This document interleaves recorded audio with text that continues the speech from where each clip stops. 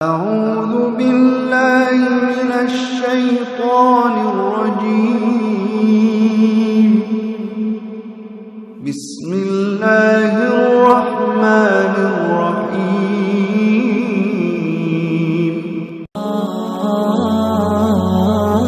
আল্লাহ বললেন খবরদার নিরাশ হবি না লা তাইয়াসু মির রাহিল্লাহ যত অন্যায় হোক যত পাপ হোক যত গুনাহ হোক জায়নামাজটা বিছিয়ে দেন ওযু করে সিজদায় পড়ে চোখের পানি ছেড়ে দেন ক্ষমা চান ক্ষমার মতো ক্ষমা চাইলে জীবনের সব গুনাহ maaf করে দিতে পারে কে বিশ্বনবী বলেন আল্লাহর দয়ার কোনো সীমা নাই প্রতিদিন আমি বিশ্বনবী আল্লাহি লা আস্তাগফিরুল্লাহ ওয়া আতুবু ইলাইহি ফিল ইয়াউমি আকসার মিন 70 মাররা প্রতিদিন আল্লাহর দরবারে আমি বিশ্বনবী 70 বারের বেশি তওবা করি ইস্তেগফার পড়ি কয়বার আকসার মিন 70 মাররা more than 70 times in a day একদিনে 70 বারের বেশি এই নবীর কোনো গুনাহ নাই গুনাহ আছে কথা বলেন বিশ্বনবীর কোনো গুনাহ আছে ওনার কোনো পাপ নাই পঙ্কিলতা নাই নিষ্পাপ একজন মহামানব একজন অসাধারণ ব্যক্তিত্ব তিনিও প্রতিদিন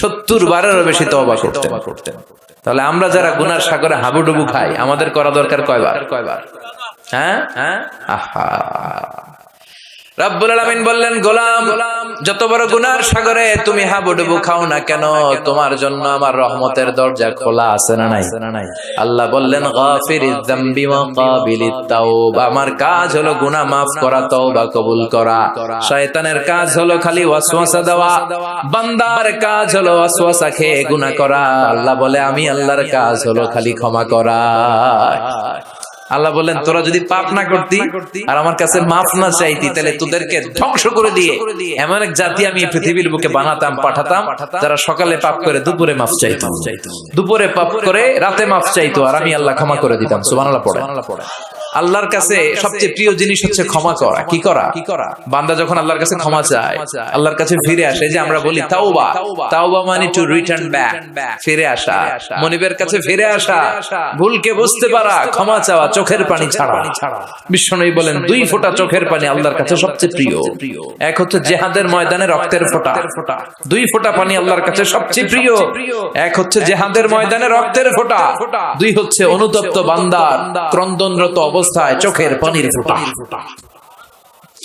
এই অনুতপ্ত বান্দার চোখের পানি আল্লাহর কাছে এত প্রিয় অনুতপ্ত বান্দা যখন হাত তুলে মাথাটা নিচের দিকে করে চোখের পানি ছাড়ে ওই চোখের পানি চোখ বেয়ে নাকের ডগা পেয়ে জমিনে পড়ার আগে ওই গুনাহগার বান্দারে মাফ করে দেয় কে সাইয়েদনা আদম ভুল করলেন আমরাও ভুল করি সাইয়েদনা আদমকে আল্লাহ ক্ষমা করলেন আমাদের গুনাহগুলো ক্ষমা করবে কে সাইয়েদনা আদম দুনিয়ার বুকে এসে শত শত বছর আল্লাহর কাছে ক্ষমা চাইলেন আল্লাহ বললেন আদম তোমাকে কয়েকটা কালিমাত বাক্য আমি শিখিয়ে দেই এই বাক্যগুলো দিয়ে অনুতপ্ত হয়ে ক্ষমা চাও ক্ষমা করে দিব সাইয়েদনা আদম পড়তে আরম্ভ করলেন রব্বানা যালামনা আনফুসানা ওয়া ইল্লাম তাগফির লানা ওয়া তারহাম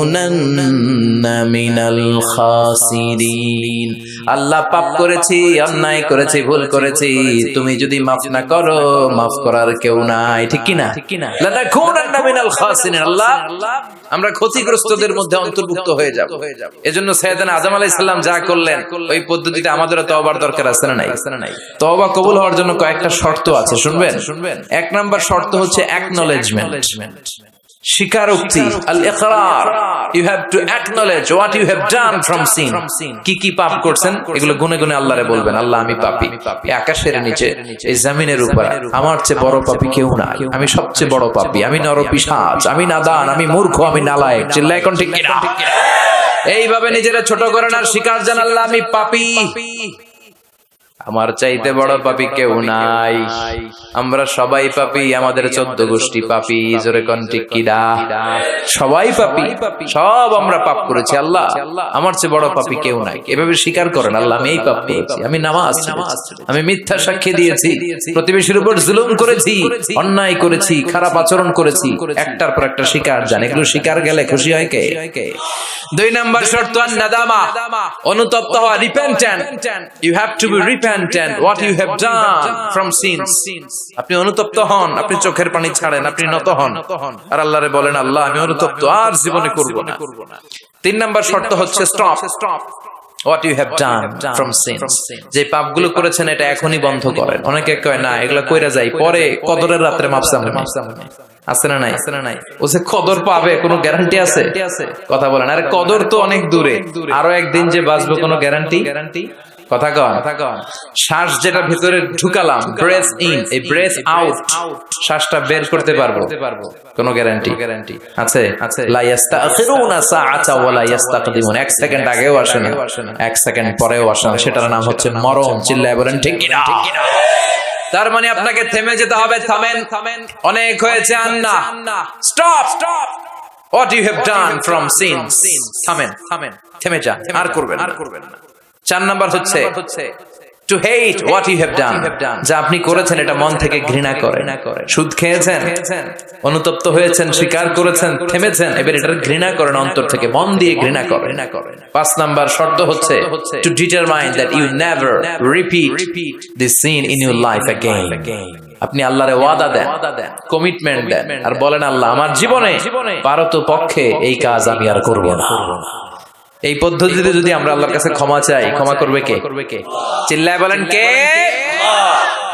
আল্লাহ বলে গোলাম যখনই ক্ষমা চাইবি আমার দরজা তোর জন্য খোলা। 24/7, সপ্তাহের 7 দিন, মাসের 30 দিন, বছরের 365 দিন তওবার দরজা খোলা আছে না নাই? শুধু 2টা সময় তওবার রাস্তা বন্ধ করে দেয় কে? 1 নম্বরে বাদাল গারগারা, মালাকুল মাউত যখন চলে আসে, রুহু নেয়ার জন্য যখন টানাটানি করে, মালাকুল মাউতের চেহারা যখন মুমূর্ষু রোগীটা দেখে ফেলে, মৃত্যুর পথযাত্রী যখন মালাকুল মাউতকে চাক্ষুষ দেখে ফেলে, তখন তওবার রাস্তা ব্লক করে দেয় কে? তখন তওবা আল্লাহর কাছে করলে এটা কবুল হবে? আজীবন চান্স পাইছে, করে নাই। মালাকুল মাউতকে যখন দেখে ফেলবেন তখন আর তওবার রাস্তা খোলা থাকবে না, ওটা ব্লক, ওটা বন্ধ করে দেয় কে? ফেরাউনও যখন মালাকুল মাউতকে দেখছে আর লোহিত সাগরে ডুবতে ডুবতে যখন পানি খাইছে, পানি খাইতে খাইতে ফেরাউনের পেটটা এত বড় হয়ে গেছে, তখন ফেরাউন হাত তুলে বলে আনা মিনাল মুসলিমিন, কয় আমি মুসলমান। দেখছেন কত ভালো মানুষ? ফেরাউন না যদি মুসলমান হয় তা আমরা থেকে লাভ কি?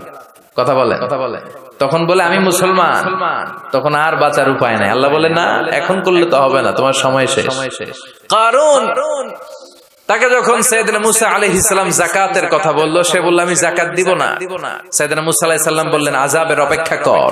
আল্লাহ আযাব পাঠালেন, ফাখাসাফনা বিহি ওয়া বিদারিহিল আরদ, কারুনকে সহ, কারুনের সব সম্পদ সহ আল্লাহ জমিনে দাবিয়ে দিতে লাগলেন।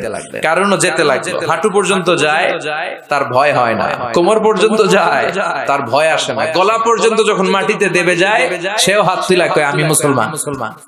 কি কয়? একই সিস্টেম, ফেরাউনের সিস্টেম, আমি মুসলমান। মুসা আমার যত সম্পদ তোরে আর তোর আল্লাহরে দিয়ে দিলাম, আমারে বাঁচা। এতক্ষণ যাকাতই দেন, এখন সব দিয়া ফেলায়, কত বড় ডাকাত।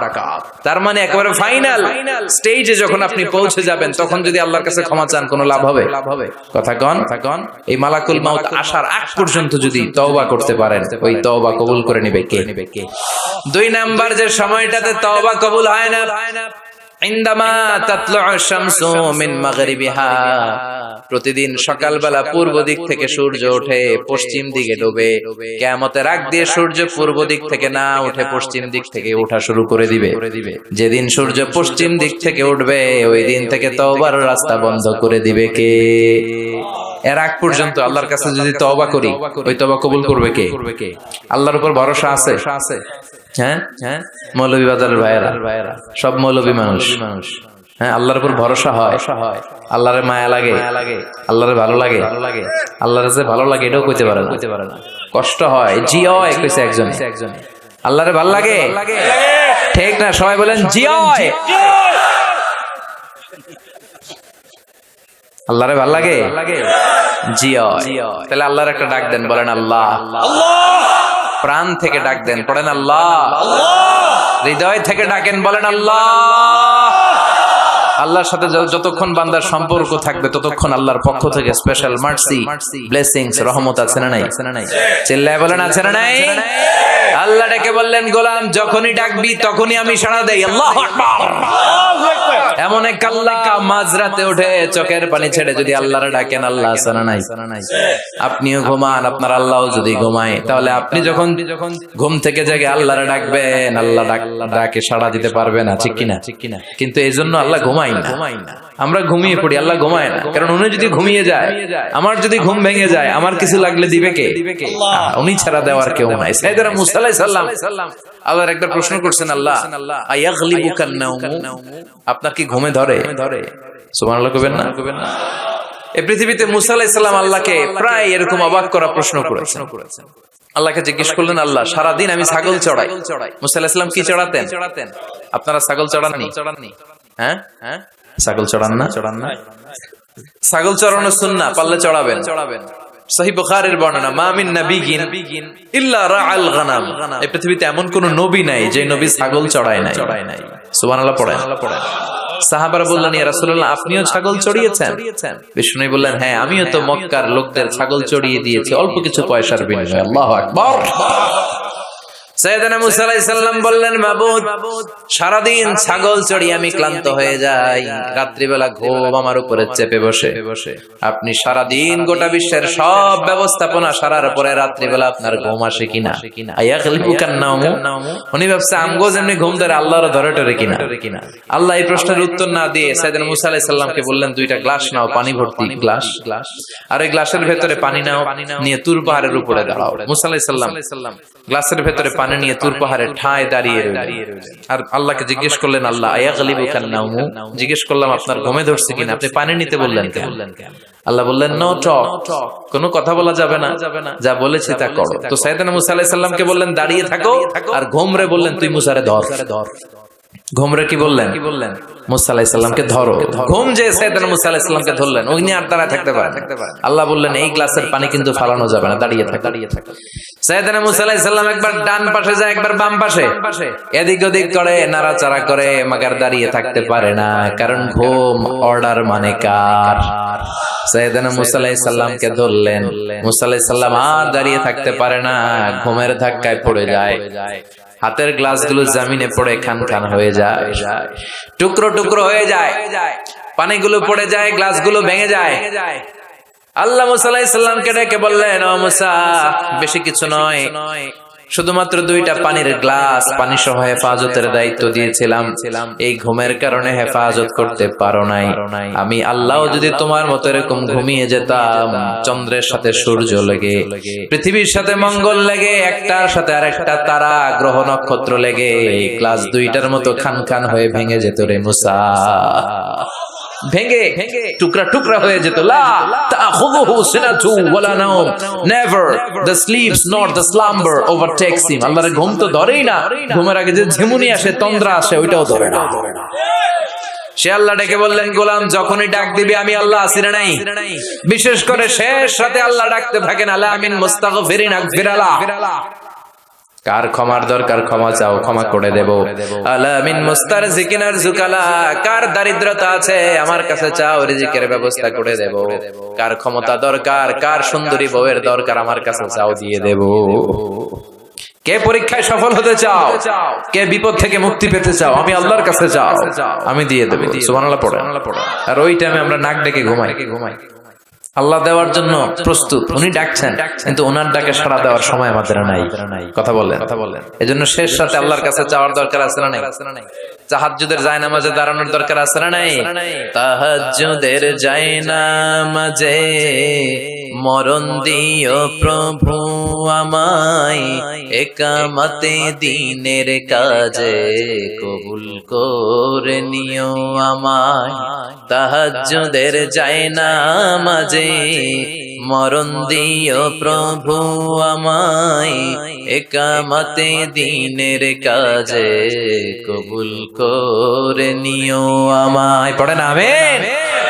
তাহাজ্জুদ যারা পড়বে এদের সম্মানকে বাড়িয়ে দিবে কে? আল্লাহ ডেকে বললেন, গোলাম, এমন একটা মুহূর্ত নাই যেই মুহূর্তে আমি তোর রক্ষণাবেক্ষণ করি না। আমি হলাম the nourisher, the cherisher, the sustainer of this multi dimensional universe 24/7। যখনই যাবি, যখনই আল্লাহ বলে আমরা ডাকবো, এটাকে সাড়া দেওয়ার তিনি আছেন না নাই? এজন্য যখনই অন্যায় হবে সাথে সাথে তওবা করব। অনেকে বলে না আজকে অন্যায় করেছি, আজকে না কালকে মাফ চাবো, এই বছর করছি আগামী বছর মাফ চাবো, এই বছর পাপ টাপ করে নেই আগামী বছর উমরায় যাবো, কাবাঘর ধরে মাফ চাবো, এরকম আছে না নাই? আপনি যে কাবাঘর পর্যন্ত পৌঁছতে পারবেন গ্যারান্টি আছে? না, দেরি করা ঠিক না। কয়েকটা কাজে দেরি করতে বিশ্বনবী নিষেধ করেছেন। এক নাম্বার as-salatu fi waqtiha, নামাজের সময় হলে নামাজ পড়ে নেয়া। দেরি করা যাবে? সালাত প্রতিষ্ঠায় দেরি করা যায়? সালাতে কায়েম করো, সালাতে কায়েম করো, হবে সম্মানী তুমি, হবে জান্নাতি তুমি, হবে সম্মানী তুমি, হবে জান্নাতি তুমি, দিবে কাল হাসরে শীতল ছায়া আরশে আজিম, রব্বিয়াল আলা, রব্বিয়াল আযীম। ঠিক কি না? সালাতের সময় হবে তো সালাত করবেন। মাইয়েত, কেউ মারা গিয়েছে, সাথে সাথে দাফন কাফনের ব্যবস্থা করবেন।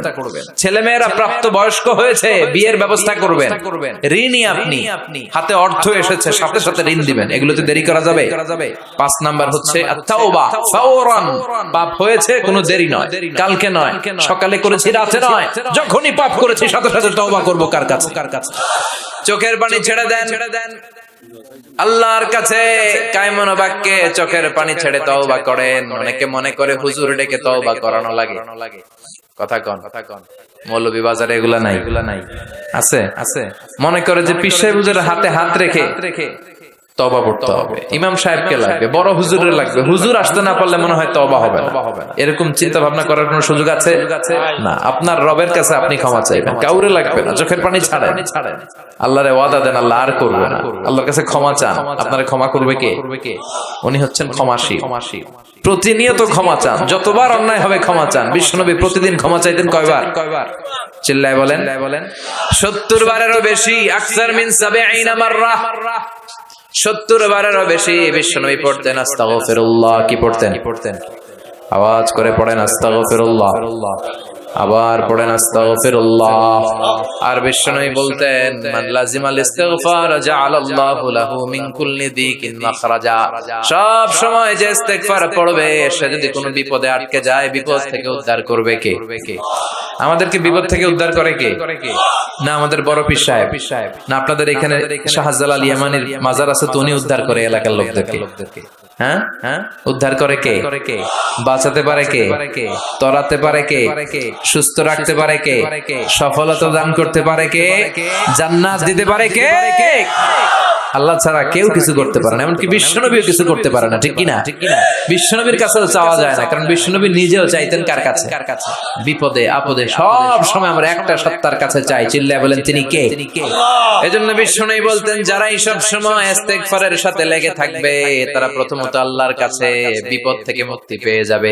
বিপদে পড়লেই মুক্তি। মান লাজিমাল ইস্তিগফার জাআলাল্লাহু লাহু মিন কুল্লি দিকিন মাখরাজা ওমিন কুল্লি হাম্মিন ফারাজা। আর আপনাকে দুশ্চিন্তা মুক্ত করে দিবে কে? এগুলো হচ্ছে ফাদাইলুল ইস্তিগফার, ইস্তিগফারের ফজিলত। বিপদে পড়বেন আপনার বিপদ মুক্ত করে দিবে, টেনশন মুক্ত করে দিবে। আমাদের সমাজে টেনশন আছে না নাই? মৌলভী বাজারে মাশাআল্লাহ এগুলো নাই। হ্যাঁ, কি টেনশন বলেন? কিসের এত টেনশন আপনাদের? সবার চেহারা কত সুন্দর, কি হাসি খুশি, হ্যাঁ, খেয়ে দে নাদুস নাদুস সবাই। কিসের টেনশন বলেন? কিসের? জীবনের টেনশন, মরণের টেনশন, ক্যারিয়ারের টেনশন, বাড়ি ভাড়া, বিদ্যুৎ বিল, পুলিশের দৌড়ানি, র্যাবের দৌড়ানি আছে না নাই? এই এলাকায় এগুলো নাই। তার মানে টেনশনের শেষ নাই। রাস্তায় বেরিয়েছে যে কোনো মুহূর্তে সড়ক দুর্ঘটনা আছে না নাই? যে কোনো মুহূর্তে চলে যেতে পারে। কে আগে যাবে কে পরে যাবে কোনো সিরিয়াল নাই। মুরব্বীরা বেঁচে থাকে, মাঝে মাঝে যুবকরা মরে যায়। হাসপাতালে রোগীগুলো বেঁচে থাকে, ডাক্তার মরে যায়।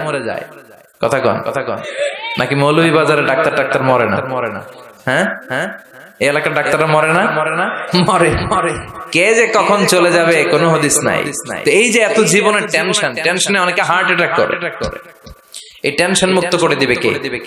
যদি সব সময় ইস্তেগফার পড়েন, বিপদ মুক্ত করবে আল্লাহ, টেনশন মুক্ত করবে। ওয়ায়ারযুকহু মিন হাইসু লা ইয়াহতাসিব, এমন জায়গা থেকে আল্লাহ রিজিকের ব্যবস্থা করে দিবেন যেটা আপনি কল্পনাও করতে পারেন নাই। সুবহানাল্লাহ পড়বেন না? আবার বিশ্বনবী বললেন, সব সময় যারা ইস্তেগফার পড়বে আল্লাহর কোনো আযাব তাদের উপর আসবে না। সুবহানাল্লাহ পড়েন। আল্লাহর কোরআন সাক্ষী, আল্লাহ বললেন, ওয়ামা কানাল্লাহু মুআযযিবাহুম ওয়া হুম ইস্তাগফিরুন।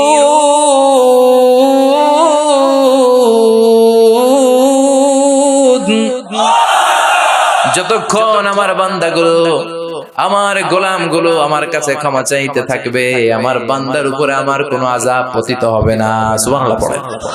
সবসময় আযাব মুক্ত থাকবেন, বিপদ মুক্ত থাকবেন, কিন্তু শর্ত হচ্ছে সবসময় কি পড়তে হবে?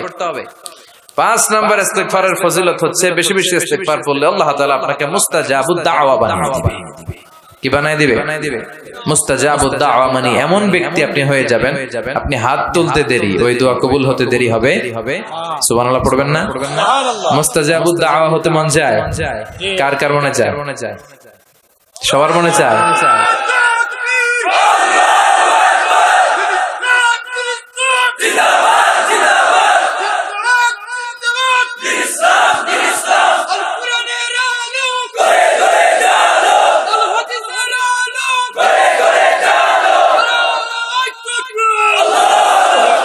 আমাদের সবাইকে তুমি মুস্তাজাবুদ দাওয়া হিসেবে কবুল করো। আপনারা ইমাম আহমদ ইবনে হাম্বলের নাম শুনেছেন? অনেক বড় মুহাদ্দিস ছিলেন, হাম্বলি মাযহাবের অনেক বড় ইমাম। উনি একক হাদিসের গ্রন্থ হিসেবে পৃথিবীর সবচাইতে বড় হাদিসের কম্পাইলেশনটা নিজে করেছেন, মুসনাদ আহমদ ইবনে হাম্বল। 40,000-এর মতো হাদিস আছে ওই কিতাবে। তিনি তার শেষ জীবনটা সফর করে করে দেশ থেকে দেশান্তরে ছুটি বেরিয়েছেন। তিনি হাদিস সংগ্রহের কাজে এক সফরে বেরিয়েছেন, লম্বা সফরে, ওনার জীবনী থেকে নেয়া। ওই লম্বা সফরে প্রচন্ড শীতের রাতে উনি এক মসজিদে আটকেছেন। এত কুয়াশা, এত ঠান্ডা, এত স্নো পড়ছে। উনি ভাবলেন এক কাজ করি, এই মসজিদটাতে রাতে আমি ঘুমিয়ে পড়ি, ফজর বাদ আমি সফরে বেরোবো, আবার নতুন করে নতুন উদ্যমে হাদিস সংগ্রহের কাজে আমি বেরিয়ে পড়ব। কিন্তু মসজিদে শুয়ে উনি পড়লেন বিপাকে। মসজিদের দারোয়ান ওনারে মসজিদে থাকতে দেয় না। উনি বললেন, বাবা আমি ফজরের সালাতে এই মসজিদে পড়ব নিয়ত করেছি, আমি ফজরের মুসল্লি, রাতটা তুমি কাটাতে দাও, আমি সকাল হতে না হতেই চলে যাও। কিন্তু দারোয়ান তো থাকতে দেয় না, ছোটবান্দা। সে বললো, বেরোন, মসজিদে থাকা যাবে না, বের হয়ে যায়।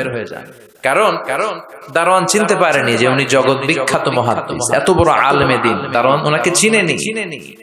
উনি বাধ্য হলেন মসজিদ থেকে বেরোতে। মসজিদ থেকে বেরোয় হাঁটতে লাগলেন আর শীতে কাঁপতে লাগলেন। হঠাৎ দেখলেন একটা বাজার, আর ওই বাজারে খাব্বাস যুবক রুটি বিক্রেতা রুটি বানায়। কি বানায়? ওই খাব্বাসকে যে সালাম দিলেন, আসসালামু আলাইকুম, বাবা আমি তোমার রুটির দোকানের পাশে বসতে চাই, একটু আগুন পোহাতে চাই, যদি তুমি অনুমতি দাও। খাব্বাস বলে, আহলান ওয়া সাহলান ওয়া মারহাবান বিক, আসেন বসে যা, বিশ্রাম নেই, আগুন পোহান। আপনি আগুন পোহালে আমার ক্ষতি কি? সুবহানাল্লাহ কইবেন না? কি ভদ্র যুবক। সাইয়েদনা ইমাম আহমদ ইবনে হাম্বল আল্লাহর শুকরিয়া করলেন, বসলেন, আগুন পোহাতে লাগলেন আর হাদিসের বই পড়তে লাগলেন। আর দেখলেন এ খাব্বাস রুটি দোকানদারের মালিক, যুবক রুটি বিক্রেতা, রুটি বানায় আর কিছুক্ষণ পর পর পড়ে আস্তাগফিরুল্লাহ। কিছুক্ষণ পর পর সে শুধু পড়ে আস্তাগফিরুল্লাহ। রুটি বানায় পড়ে আস্তাগফিরুল্লাহ, খামির বানায় পড়ে আস্তাগফিরুল্লাহ, চুলার মধ্যে রুটি ঢুকিয়ে দেয় আর পড়ে আস্তাগফিরুল্লাহ, শুধু আস্তাগফিরুল্লাহ। কেউ রুটি কিনতে আসলে তাকে রুটি দেয় আর পড়ে, টাকা নিয়ে ক্যাশ বক্সে রাখে আর কি পড়ে, শুধু এটাই। ইমাম আহমদ ইবনে হাম্বল কৌতূহলবশত জিজ্ঞেস করলেন, ইয়া শাব মালাক দাইমান তাকরাউনা আস্তাগফিরুল্লাহ, হে যুবক ঘটনা কি? আসার পর থেকে খালি দেখতেছি আস্তাগফিরুল্লাহ, আস্তাগফিরুল্লাহ, আস্তাগফিরুল্লাহ। কেন? যুবক বলে, ইস্তেগফার বেশি বেশি পড়ার কারণে আমি জীবনে অনেক কিছু পেয়েছি। কি পেয়েছো? জাআলানিল্লাহু তাআলা মুস্তাজাবাদ দাওয়া। এই দোয়ার বরকতে আমার আল্লাহ আমারে মুস্তাজাবুদ দাওয়া বানিয়ে দিয়েছে। আমি যা চাই তাই পাই, যা দোয়া করি তাই কবুল। সুবহানাল্লাহ কইবেন না? ইমাম আহমদ ইবনে হাম্বল তো অবাক, বলে কি এই ছেলে, আমি এত বড় মুহাদ্দিস, আমিও তো মুস্তাজাবুদ দাওয়া নই, আমিও তো না, কি করে সে মুস্তাজাবুদ দাওয়া হলো? আরো কৌতূহল নিয়ে জিজ্ঞেস করলেন, আনতা মুস্তাজাবুদ দাওয়া? তুমি মুস্তাজাবুদ দাওয়া ওয়া কাইফা যালিক, কিভাবে এটা সম্ভব, কেমন করে হলে? সব দোয়া তোমার কবুল হয়েছে? সে বলল হ্যাঁ, আমি জীবনে যা চেয়েছি আমার সব দোয়া আল্লাহ কবুল করে নিয়েছে, তবে একটা দোয়া ছাড়া। কয়টা? কথা বলেন। এবার ওনার কৌতূহল আরো বেড়ে গেল। সব দোয়া কবুল হয়েছে, আবার একটা কবুল হয় না, এটা কেমন কথা? উনি কৌতূহল নিয়ে জিজ্ঞেস করলেন, ইয়া সাব আইয়ু দুআইন যালিক, ওটা কোন দোয়া যে দোয়া এখনো তোমার কবুল হয় না? এবার যুবক বলতে আরম্ভ করলো, আমি জীবনে যত দোয়া করেছি প্রতিটা দোয়াই আল্লাহ কবুল করে নিয়েছে, একটা দোয়া ছাড়া, সেটা আল্লাহ কবুল করে নাই। সেটা হচ্ছে আমি জীবনে আল্লাহর কাছে চেয়েছি, আল্লাহ শুনেছি এই জামানার সবচেয়ে বড় মুহাদ্দিস, ওনার নাম নাকি ইমাম আহমদ ইবনে হাম্বল, আমি যেন ওনাকে আমার দুটি নজর দিয়ে দেখে মরতে পারি, আল্লাহ তুমি কবুল করো। এই দোয়াটা আমি প্রতিদিন করি, কিন্তু আল্লাহ কবুল করে না, আমার এই দোয়াটা কবুল হয় নাই, বাকি সব দোয়া কবুল হয়েছে। ইমাম আহমদ ইবনে হাম্বল আর ধৈর্য ধারণ করতে পারলেন না, চোখের পানি ছেড়ে দিলেন। আর যুবককে বললেন, ইয়া সাব, তোমার এই দোয়াটাও কবুল হয়েছে, তোমার এই দোয়াটাও আল্লাহর কাছে কবুল হয়েছে।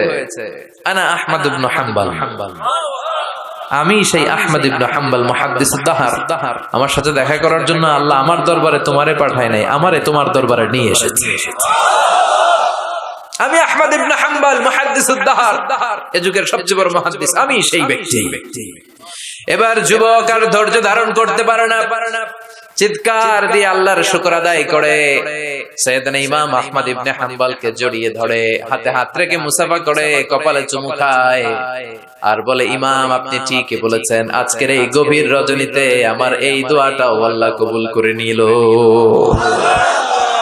মুস্তাজাবুদ দাওয়া। সব সময় যদি এভাবে ইস্তেগফারের সাথে লেগে থাকা যায়, ইস্তেগফারের আমলটা যদি করা যায়, এখানকার যারা আছেন এদের মধ্যে অনেকে মুস্তাজাবুদ দাওয়া হয়ে যাবে। মুস্তাজাবুদ দাওয়ার কিছু শর্ত আছে, হালাল ঢুকাইতে হবে ভিতরে। কি ঢুকাইতে হবে? হারাম দিয়ে যদি লা ইয়াদখুলুল জান্নাতা জাসাদুন গুযিয়া বিহারাম, হারাম খেয়ে নাদুস নুদুস হয়ে পুষ্ট হয়ে যে দেহটা বড় হয়, ওই দেহ কশিন কালো জান্নাতে ঢুকবে না। ইন্নাল্লাহা তাইয়্যিব লা ইয়াকবালু ইল্লা তাইয়্যিবা, আমার আল্লাহ পবিত্র, আল্লাহ পবিত্র ছাড়া কোনো কিছু কবুল করে না। আপনি হারাম টাকা দিয়ে 10 কোটি টাকা দিয়ে মৌলভীবাজারের সবচাইতে আই ক্যাচিং একটা মসজিদ বানিয়েছেন, আল্লাহর কাছে এটার কোনো দাম নাই। কথা কন। আর আপনি মসজিদের নির্মাণ কাজে আপনার পকেটে টাকা নাই, বাজার করে যাচ্ছিলেন, 5 টাকার একটা খুচরা নোট দান করেছেন, এটার মর্যাদা আল্লাহর কাছে বেশি, কারণ এটা হালাল উপার্জন দিয়ে দান করেছেন। আর হারাম উপার্জন থেকে 10 কোটি টাকার মসজিদ বানালো আপনার আমলনামায় কিছুই যুক্ত হবে না। চিল্লা এখন ঠিক কিনা? এজন্য সবসময় হালাল খাইতে রাজি আছেন তো প্রিয় ভাইয়েরা? খেয়াল রাখবেন, হালাল এটা বরকতময়, হালাল এটা কল্যাণকর, হালাল এটা পবিত্র, হালাল এটা স্বাস্থ্যকর, হালাল যেটা এটা পরিবেশ বান্ধব। সুবহানাল্লাহ পড়েন। এজন্য আমরা সব সময় জীবনের প্রতিটি অঙ্গনে হালাল মেইনটেইন করব। কি মেইনটেইন? আমরা এই হালাল হারামেও ভাগ করি। কি করি?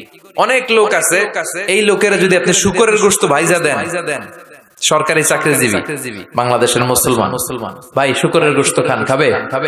কথা কন। কেন খায় না? কারণ এটা যেই লোকটা হারাম হওয়ার কারণে শুকরের গোশত খায় না, ও কিন্তু টেবিলের নিচ দিয়ে ঠিকই হারাম ঘুষ লক্ষ লক্ষ টাকা রিসিভ করে। চিল্লা এখন ঠিক কিনা? তার মানে হারামের মধ্যে ভাগ করে ফেলাইছি আমরা।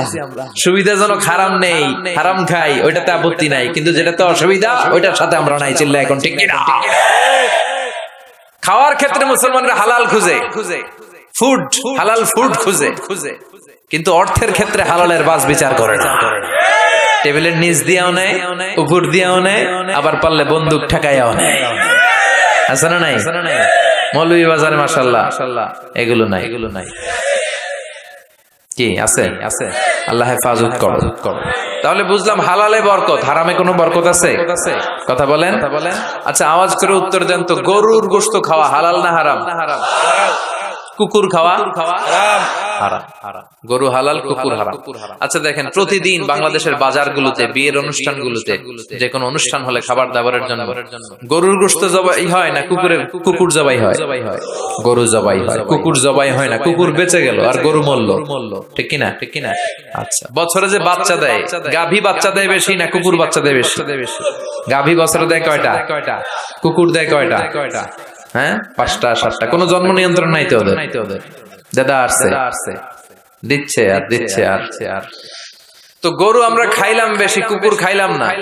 গরু বাচ্চা দিলেও কম, কিন্তু কুকুর বাচ্চা দিলেও বেশি। এবার সারা বাংলাদেশের সবগুলো জেলাতে মিলিয়ে যদি আপনি হিসাব করেন, বলেন তো বাংলাদেশে গরু বেশি না কুকুর বেশি? কারণ কি? এটা হালাল। বরকত ঢুকাই দিছে কে? বরকত বিশ্বাস করেন? হ্যাঁ, মুসলমানরা বরকতে বিশ্বাস করে। 10 লক্ষ টাকা প্রতি মাসে ইনকাম, মাস শেষে কিচ্ছু থাকে না, আরো ঋণ। একটা হসপিটাল বিল পরিশোধ করতে লাগে 5 লাখ, আবার ব্যাংকের ঋণ আছে না নাই? আর রিক্সাওয়ালার পুরা মাসে ইনকাম 5,000। ওইটা দিয়া ছোট্ট একটা জায়গায় বাসা ভাড়া দেয়, ছেলে মেয়েদেরকে পড়ায়, হ্যাঁ, স্ত্রীকে এটা সেটা কিনে দেয়। আবার মাস শেষে 400-500 টাকা থাকে। ওর 5,000 থেকে থাকে 200-300 টাকা, আর 10 লাখ থেকে 1 টাকাও থাকে না, আরো ঋণ কাঁধে নিয়ে এসে ঘুরে বেড়ায়। This is called বারাকা। এটাকে বারাকা বলে। জন্য বরকতে বিশ্বাস করতে হবে, অল্পে তুষ্ট থাকতে হবে, অল্প খান, অল্প পড়েন, অল্প জমান, যতটুকু লাগবে এতটুকুর জন্য কষ্ট করতেই হবে। কিন্তু সম্পদের পাহাড়, ব্যাংক ব্যালেন্স, গাড়ি বাড়ি, সোনা দানা, এফডিআর, প্রাইজ বন্ড, সঞ্চয়পত্র, একটার পর একটা টাকার পিছে যে আমরা ছুটছি, এটা ইসলাম আমাদের শিখায় না। আমরা বরকতে বিশ্বাসী, আমরা হালাল খাবো, রাজি আছেন? আর সব সময় পড়বো কি? আস্তাগফিরুল্লাহ। ইস্তেগফারের ফজিলত শুনে মনটা ভরছে, আল্লাহর প্রতি আস্থা জেগেছে, এবার প্রাণ ভরে পড়েন আস্তাগফিরুল্লাহ, হৃদয় দিয়ে পড়েন আস্তাগফিরুল্লাহ, মন থেকে আল্লাহর ডাকেন, পড়েন আস্তাগফিরুল্লাহ। আবার বিষ্ণু বললেন আস্তাগফিরুল্লাহাল্লাযী লা ইলাহা ইল্লা হুয়াল হাইয়ুল কাইয়্যুম ওয়া আতুবু ইলাইহি। এই ইস্তিগফারটা যে পড়বে, যুদ্ধের ময়দান থেকে পালিয়ে গেলে অনেক বড় কবিরা গুনাহ হয়, এই কবিরা গুনাহকারী সম্পাদনকারী লোকটারেও maaf করে দিবে কে? এই ইস্তিগফারটা যদি পড়ে, আস্তাগফিরুল্লাহাল্লাযী লা ইলাহা ইল্লা হুয়াল হাইয়ুল কাইয়্যুম ওয়া আতুবু ইলাইহি, পড়তে রাজি আছেন? আবার সাইয়েদনা আবু বকর ডেকে বললেন, নবী আল্লিমনি দুআআন আদু বিহি ফি সালাতি, এমন একটা দোয়া বা ইস্তিগফার আপনি আমারে শিক্ষা দেন যে ইস্তিগফারটা আমি আমার নামাজের মধ্যে পড়বো। কই পড়বো? কথা কন। বিশ্বনবী শিখায় দিলেন, আবু বকর তুমি পড়ো, আল্লাহুম্মা ইন্নী যালামতু নাফসি যুলমান কাসীরা ওয়া লা ইয়াগফিরুয যুনুবা ইল্লা ফাগফিরলি মাগফিরাতাম মিন ইনদিক ইন্নাকা আনতাল গফুরুর রহিম। এটা আমরা দোয়ায়ে মাসুরা বলি, আমরা কি বলি? এটাও একটা ইস্তিগফার। এটাও যেখানে ক্ষমা চাওয়ার প্রসঙ্গ থাকবে ওইটাই কি? কথা বলেন। ইন্নী যালামতু নাফসি, আল্লাহ আমি জুলুম করেছি, যুলমান কাসীরা, অনেক জুলুম, ওয়ালা ইয়াগফিরুয যুনুবা ইল্লা, এই জুলুম, এই পাপ আপনি ছাড়া তো ক্ষমা করবার কেউ নাই। ফাগফিরলি মাগফিরাতাম মিন ইনদিক, আপনার গুনাহে আপনার দয়া আপনি আমারে ক্ষমা করে দেন। ইন্নাকা আনতাল গফুরুর রহিম, আল্লাহ আপনি ক্ষমাশীল, আপনি মেহেরবান। পড়েন আমিন। এগুলো সবই ইস্তিগফার, সবগুলো সহিহ হাদিস দ্বারা সাব্যস্ত। তবে এই সব ইস্তিগফারের মধ্যে শ্রেষ্ঠ ইস্তিগফারের নাম সাইয়্যিদুল ইস্তিগফার। কি নাম? মানে লিডার অফ দ্য অল ইস্তিগফারস। মুখস্থ আছে অনেকের? কার আছে দেখি? আছে মাশাআল্লাহ, অনেকের আছে। যাদের নাই তারা মুখস্থ করবেন, গুগলে ঢুকবেন, স্মার্টফোনের ভিতরে ঢুকবেন। স্মার্টফোন এখন ছেলেপেলারা শুধু ওই বিপিএল এর খেলা আছে না নাই, এই খেলা দেখা, ওই নাচানাচি, ওই ফেসবুকিং, এগুলো নিয়ে ব্যস্ত। এই ফেসবুকটা এসে সব শেষ করে দিল। লেখাপড়া এখন কিচ্ছু নাই, এখন পরীক্ষার হলো ফেসবুকিং করে। আছে না নাই? না, এগুলোর নিয়ন্ত্রিত ব্যবহার করবেন, তা না হলে আপনার সময় সব শেষ হয়ে যাবে। এই গুগলে ঢুকে আপনি লিখবেন সাইয়্যিদুল ইস্তিগফার। এই সাইয়্যিদুল ইস্তিগফার লিখলেই সাইয়্যিদুল ইস্তিগফার বানান সহ চলে আসবে। মৌলভীবাজার ভাইরা এটা মুখস্থ করতে হবে।